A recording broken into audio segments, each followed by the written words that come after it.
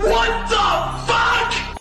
Hello everyone, this is Gruesome Herzog. And Little Gru, and today we're reviewing Krampus, a 2015 film. A boy who has a bad Christmas ends up accidentally summoning a festive demon to his family home. Directed by Michael Dougherty, written by Todd Casey, Michael Dougherty, and Zach Shields. 4 wins and 14 nominations. Here's the cast. MJ Anthony as Max, Adam Scott as Tom, Toni Collette as Sarah, Stephania Lavie Owen as Beth, Krista Stadler as Omi, Conchata Farrell as Aunt Dorothy, Allison Tolman as Linda, David Koechner as Howard, Maverick Flack as Howie Jr., Queenie Samuel as Jordan, Lolo Owen as Stevie, God, I'm fucking all these names up, Sage Huddenfield as Baby Chrissy, and Leith Towers as Derek, and the cast goes on. Alright, Little Gru, Krampus was this big box office smash. I can remember in 2015. Believe it or not, we just watched it today. I have not watched it. It's been like 3 years it's been out. There's been movies like Mother Krampus, Krampus Origins, Krampus the Devil, Krampus this, Krampus that. But this is the Christmas season, so we wanted to keep up with the Christmas-themed horror movies. So we gave this a shot. Toni Collette as Sarah was in a movie that we hated, Hereditary. We noticed her right off the bat. Basically, you have Max, MJ Anthony, had a letter for Santa, and the cousins came over, and all shit hits the fan, and he just says, basically, fuck it. And he rips up the letter, throws it out the window, it goes up in the air, and basically, he summons Krampus. Now, this movie is not just about Krampus, correct? Yeah. Has some funny shit in there, little gingerbread cookies running around being evil, and all kinds of weird shit in this film. You know, I watched it from start to finish. I find it very entertaining. It's a PG-13 film, so it's not your typical, you know, Christmas horror movie per se.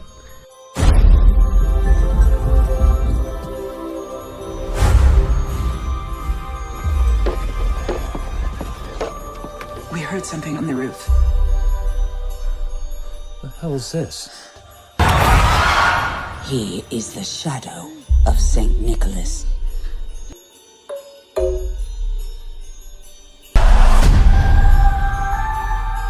It's Christmas. Nothing bad's gonna happen on Christmas. Not much blood and gore in it. No, it's more of a family film, but PG-13, if it makes any sense. Because basically, it goes back to normal at the end of the film. I just ruined it, but we'll talk about it. Well, not really normal. Oh, okay. So, obviously, the big snowstorm comes. They're snowed in, you know, but it was pretty cool watching the Krampus jump from roof to roof. I thought that was fucking cool. Yeah. He's such a big-ass son of a bitch. Goat hoofs. Kind of reminded me of the Beauty and the Beast from that. Yeah. And then that little worm thing that was eating the people, it kind of reminded me of Dune. Like a big worms coming out of the ground. It's fucking weird. But funny. I mean, this film has everything from, you got the Krampus monster creature, you got the gingerbread, you got a Jack-in-the-Boxes, you got... That thing was creepy where it split its mouth open. Yeah, it's just... I mean, it's not your normal... It's not just focused on Krampus. Right, and I'm glad of that, because sometimes when it's focused fully on Krampus, with this movie being such a big budget, they had so much money to spend on these special effects and all, to even throw in all that stuff, makes the movie more impressive. I don't know how I would have felt about the film if it was just strictly the Krampus, because there's not much you can do, because it's such a big, you know, creature. The special effects, like when big guy was running around, when Krampus was running around, I liked how, like, they said that it was just, what do you call that? Squirrels up in the attic, but it was actually Krampus. Yeah, right, around. yeah. And then she goes, You go there's loud, yeah, there's right. loud bang noise. Yeah. And then she goes, See, told you, just squirrels, and then they just keep on doing what they were doing. Oh my god! And that family was so disoriented. The family that came, and you had two sisters that dressed like boys, and you had a brother that was like goofy, little fat kid, you know. And then you had the gun happy father and little baby, and the mother was like, I don't know. Then you had the Aunt Dorothy. I loved Aunt Dorothy. Conchata Ferrell. She's been in a lot of films, but I loved her in here. Max, a good character for him, and his grandmother, Omi, speaking, I guess it's Italian, right? I'm assuming it's Italian. Yeah. Starts telling a story about Krampus when she was younger, you know, and everyone, that's bullshit. And, well, again, it was just I like how it went to claymation, though. Yeah, to tell the story, and I just thought, though, all the characters in this film, all the creatures and the cookies, and I just thought it was fucking cool. I mean, it's really, really, really Christmassy. You know what I mean? And, I mean, this movie could easily be a film that could be played for kids. I mean, Home Alone, whatever, because it's not really a horror movie. It's more of a, I don't know. It's hard to explain. It can go into the Gremlins feel for Christmas. Yeah. It can go into, but there was one thing I noticed about this movie, like when you said it's not like your original Christmas movie. It's like, it's not original movie because every movie we seem to watch, it's like every movie there's a character that you want to die. Right. But like in this movie, I don't realize I think I've seen a character that I wanted to die. No, right. Because it was just very smooth written cast members, the characters in this film. I mean, I keep seeing Toni Collette, and I keep seeing her in that fucking Hereditary. I just couldn't stop thinking about it because I hated that movie. It was so bad. Everyone loves it, but it's just crap. But this movie, you know, again, a great cast. Adam Scott, Tom, the father of Max. It's really cool. And, you know, remember that scene outside? Kind of weird, though. It's a big snowstorm, but only one company comes and delivers stuff, you know? Yeah. And then it goes back to him later, and he's, like, frozen, scared to death or whatever. And, like when they went to the one plow truck, the window shield was punched in. Yeah. Find it very entertaining. I mean, it's fast.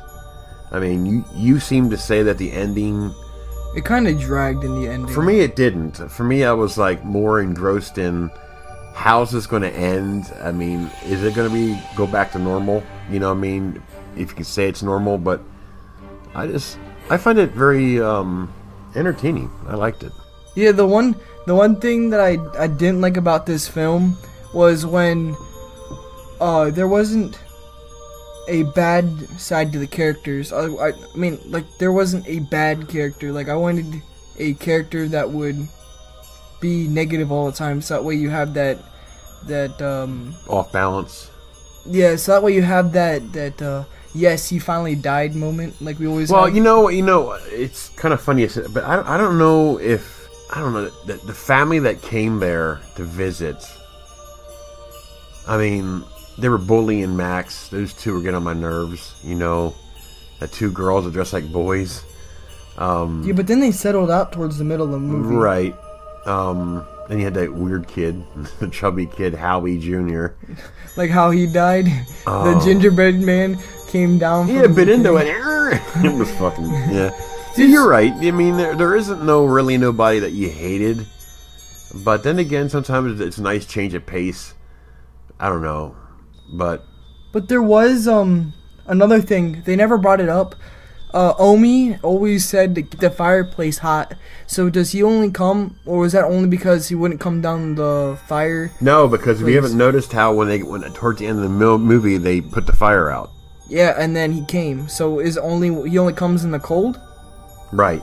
Well, that's why it was below zero outside because of the snowstorm, because he makes it real cold. I think when he got that Santa face on, when he got that Santa face thing, that kind of creeped me out a lot, because when he was talking about when he's saying that he wants everything to go back to normal, they zoomed in on his face and it's just like Santa Claus, but his jaw dropped and his eyes are all bloodshot. And then he's like, yeah, laughing.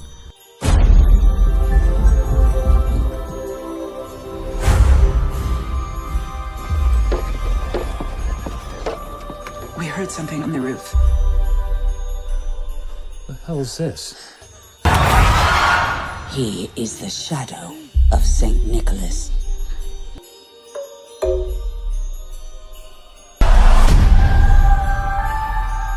It's Christmas. Nothing bad's gonna happen on Christmas. Again, I think it was a pretty entertaining film. The ending was unexpected. Yeah, I mean, we had the real ending. I mean, they're all like... I was trying to figure that scene out. They're all looking at the Krampus bell. Are you saying that they all remembered that? I think they might have all remembered it, because... It kept showing flashbacks from the movie earlier, the audio. I don't know, that puzzled me a little bit. Maybe they did, because they seen the bell and they automatically remembered it, but I don't think that they're living in a globe. Like a snow globe.